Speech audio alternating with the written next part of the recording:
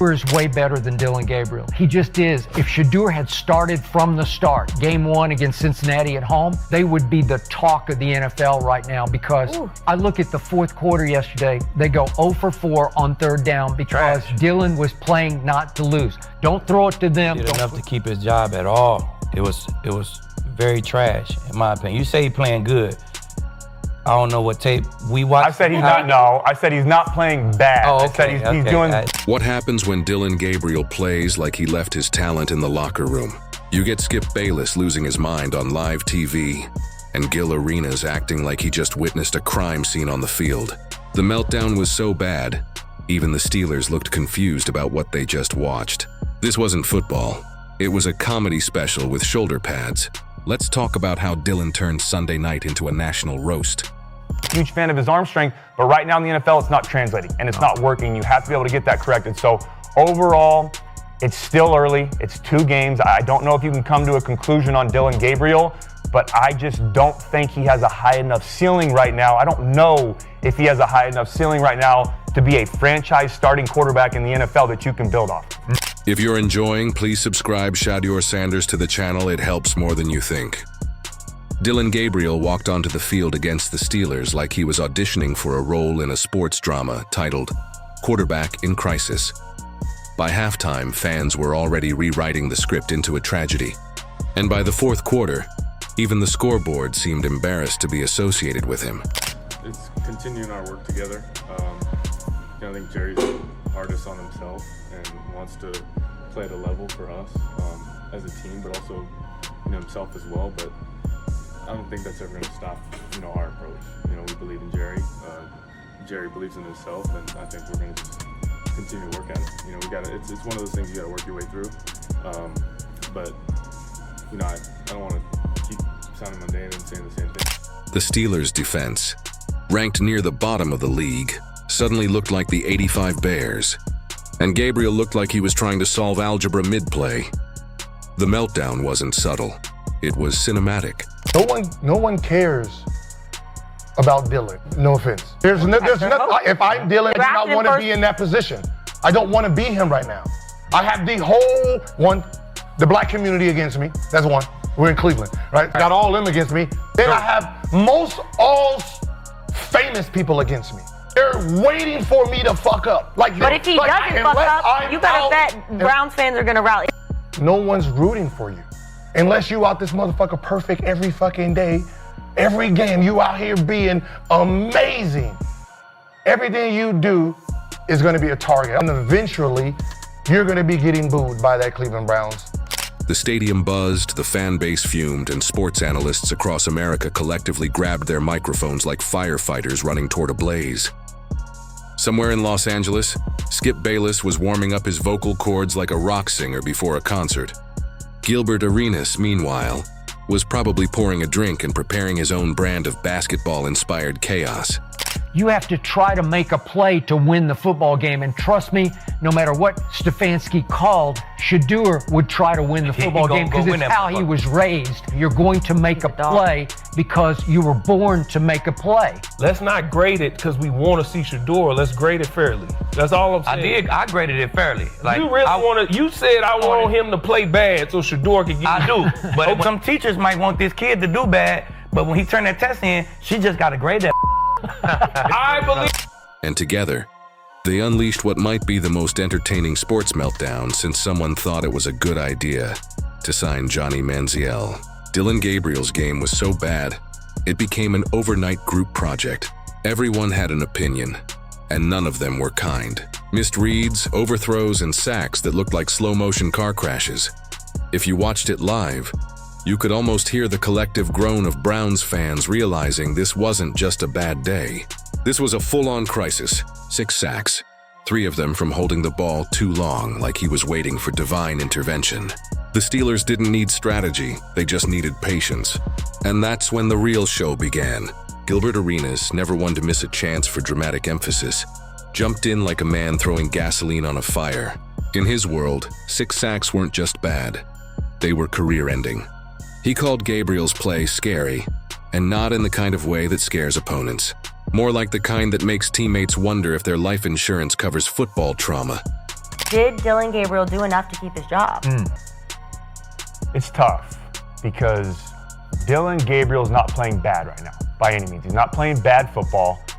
For it only being his second start, going to Pittsburgh, playing against that Steelers defense, I thought he did some things well. And I thought he handled the environment, the elements well, but he also had some issues and some things that he needs to fix. I just don't know if he can fix them. And that's my biggest concern right now. Arenas broke it down like it was game film from a horror movie, pausing every few seconds to emphasize how Gabriel's pocket awareness was less awareness and more wishful thinking. Meanwhile, Kevin Stefanski, the Browns head coach, was out there trying to convince the world that everything was fine. Like a parent explaining that the house isn't burning, it's just a little smoky. Stefanski defended Gabriel like a man protecting a fragile ego, insisting that the problem wasn't the quarterback but the offense around him. Apparently, the receivers, the linemen, and probably the water boy were all part of a grand conspiracy against poor Dillon. But Stefanski wasn't having it. Skip Bayless heard that and nearly combusted. He couldn't believe Stefanski's reluctance to even say Shador's name. The coach treated it like Voldemort, he who must not be mentioned. It was as if uttering Shador Sanders might summon a media storm that would consume the entire organization. And to be fair, Skip wasn't wrong. Once Shador steps onto that field, the circus begins. Steelers, they've been catching picks all year, and they could not catch one to save their life. So he got sacked 6 times. Yep. I think about 4 of them came from him holding the ball. 2 of them were just great rushes. It was on him before he can do anything. 4 of them came from him sitting in the pocket holding the ball. He's not playing winning football, man. It looks scary almost to me. I don't know if Stefanski's scary or is he scary. Like one time I seen Judy pop open, maybe for like a bang route. He checked it down. So I can't put it all on Stefanski. Once Shador gets his foot in that door, there's no going back. The kid's got the name, the poise, and the hype machine that makes ESPN producers drool. One good drive and he's trending.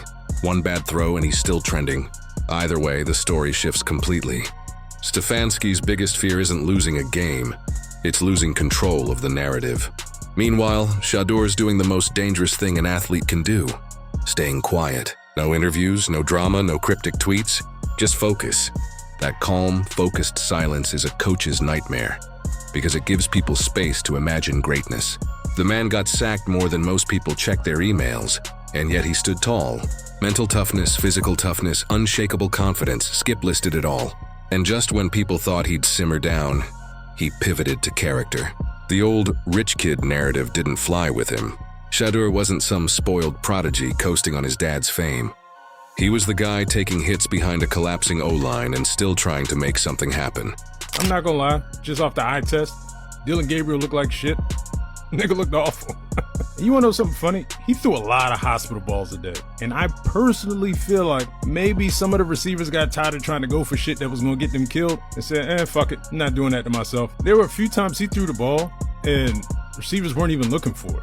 It's just miscommunication, I guess. This obviously should have been a pick. I just feel like he's not tall enough to see what's going on over there. I mean, that guy's just sitting there waiting on that. Look, here's another one, bro. Look, same thing. He just literally can't see the guy there. Like, that's... According to Skip, Stefanski's problem wasn't strategy. It was fear. Not fear of failure, but fear of success that didn't belong to him. The moment Shador shines, the spotlight shifts. Suddenly, it's not about Stefanski's system. It's about the Sanders legacy. And that's a spotlight some coaches just can't share. Gilbert Arenas, though, wasn't thinking about legacy. He was thinking about competence. His breakdown of the game was part comedy, part frustration therapy. 6 sacks, 4 because of Gabriel's indecision. He described the offense like a broken GPS. No direction, lots of buffering, and an occasional wrong turn straight into a defender. It wasn't courage he was lacking, it was instinct. You can't evaluate your roster if you don't even know what you've got in the garage. And Shador Sanders, sitting there unused, was the mystery car with all the potential horsepower. Let him run with the current group before you start trading linemen and rebuilding chemistry. Otherwise, you'll never know what could have been. I'm not objective. I disqualify myself when it comes to Shador, but I would have thrown Shador into the dumpster fire in the fourth quarter because the game was way over. Dillon Gabriel he's a great kid, and he tries hard. And the best thing I can say about Dillon Gabriel is that he's not bad. That's damning with faint praise, right? He's not bad. That's what you'll always say about Dillon Gabriel is he's not bad. Shedeur can be great if you give him a shot. Shedeur would have ignited the sideline and the huddle if thrown into the fray, even at Pittsburgh. And I completely respect what you have to say about it's not his game plan, and he's not getting reps, and blah, blah. I get all that. And that's when things got really interesting. The national conversation shifted. It wasn't just a debate anymore, it was a movement. Fans, commentators, even former players started echoing the same sentiment. Give Shedeur a shot. The pressure on Stefanski built like a kettle about to whistle. Every passing day without a lineup change looked more like stubborn pride than strategic patience. Stefanski's defense of Gabriel grew weaker with every loss. Blaming the offensive line when the line had more blocks than a Lego set wasn't convincing anyone. Claiming the receivers needed to step up when Gabriel couldn't get the ball to them sounded tone deaf. The man was juggling excuses like a circus act, and the crowd wasn't buying tickets anymore. Skip, meanwhile, was reveling in it. And the irony? The Browns have been here before. Quarterback controversies are basically a franchise tradition at this point. Every few seasons, the cycle repeats. Hype, disappointment, denial, repeat. But this time feels different because the solution is already in-house. It's not about finding a new savior. It's about letting the one you already have take the stage. Gilbert's rant ended with a classic Arenas twist. Impatience wrapped in logic. If the team's going to collapse, at least do it while learning something. Let Shedeur make mistakes, take hits, and grow. Because right now, the Browns aren't growing. They're decaying in real time. Dillon Gabriel is a joke of a quarterback. What he did to the Steelers linebacker, I don't know if you saw that, where he weirdly grabbed his helmet and tried to pick him up. Dillon, you're 5'9" on a good day. You need to not pick a fight with a 6'3", 235-pound of solid muscle linebacker who plays for the Pittsburgh Steelers. You need to really count your blessings that Stefanski even had you in there. And guess what? Your little buddy who is just protecting you is gone. Fans are catching on too. Social media is a battlefield of opinions, memes, and armchair coaching. Half the internet wants Gabriel benched. The other half thinks Stefanski's seat should come with a seatbelt. The only thing everyone agrees on?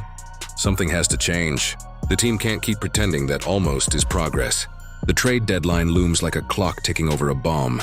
The Browns have decisions to make, and every snap without Shedeur feels like wasted time. Analysts are speculating about locker room morale, player frustration, and even potential trades that could shake up the offense. But underneath all that noise lies the real question. What's holding them back from making the obvious move? Shedeur Sanders isn't just another backup. He's a headline waiting to happen, and Stefanski knows it. Skip and Gilbert may exaggerate for entertainment, but underneath their theatrics, they're voicing what everyone's thinking. Gabriel's out of sync, the offense looks uninspired, and the team's patience is wearing thin. Every week that goes by without a change feels like watching a slow-motion collapse, and fans are tired of being polite about it.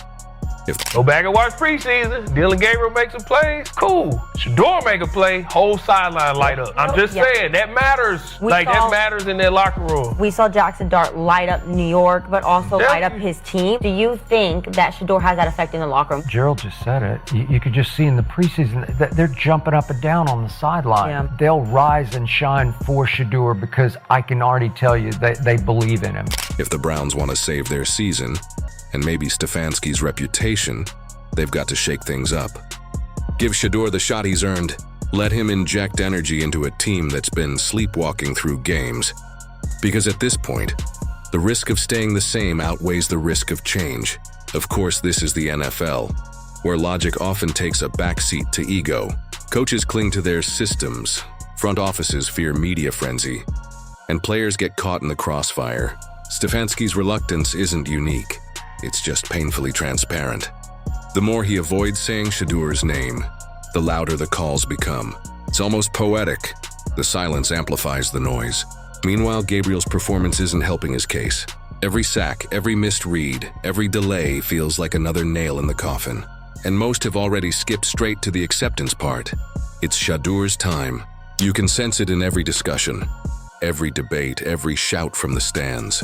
The momentum has shifted, and the only one pretending it hasn't is wearing a headset on the sideline. Gilbert Arenas summed it up best without even meaning to. The team can't move forward without seeing what they've got.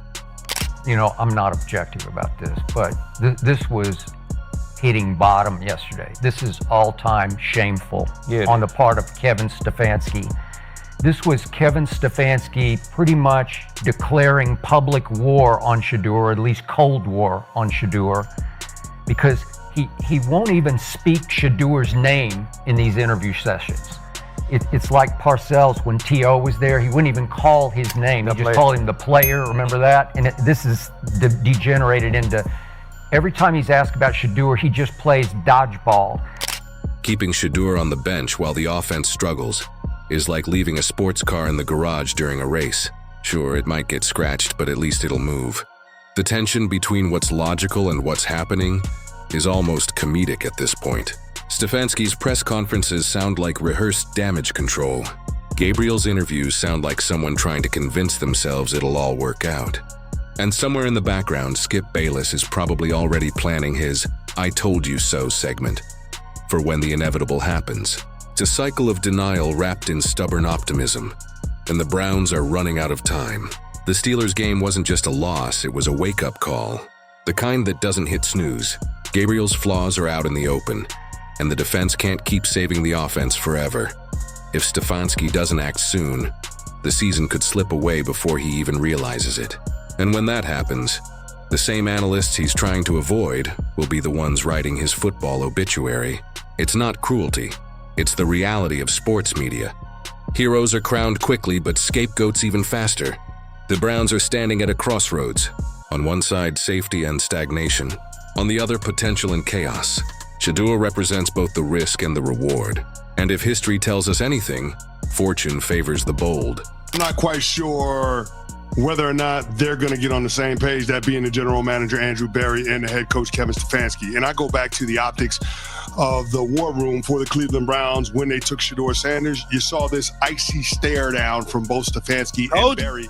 And Evan, we all took that to mean that Shedeur Sanders was a pick that both of them were against, and that maybe, just maybe, Jimmy Haslam put his thumb on the scale and got involved in football decisions. Skip and Gilbert's outbursts might sound dramatic, but they're echoing the sentiment of an entire fan base tired of mediocrity disguised as patience. Gabriel's had his chance. The experiment's over. Now it's time to see what happens when the future steps in. Because the longer Stefanski waits, the more it looks like fear, not strategy, is calling the plays. And when a team starts playing scared, it's only a matter of time before the season and the coach gets sacked right along with the quarterback. So here's the real question that lingers over Cleveland like a storm cloud. Will Kevin Stefanski finally unleash Shadour Sanders before the trade deadline hits? Or will he stick with Dillon Gabriel and watch the season collapse in slow motion? The pressure's on, the fans are restless, and the analysts are circling like hawks. One thing's for sure, whatever decision comes next will define not just the season, but the Browns' identity moving forward. Will they embrace the chaos, or keep pretending that comfort equals progress? Because if there's one thing Skip Bayless and Gilbert Arenas have proven this week, it's that the only thing scarier than a bad quarterback performance is a coach too afraid to change it.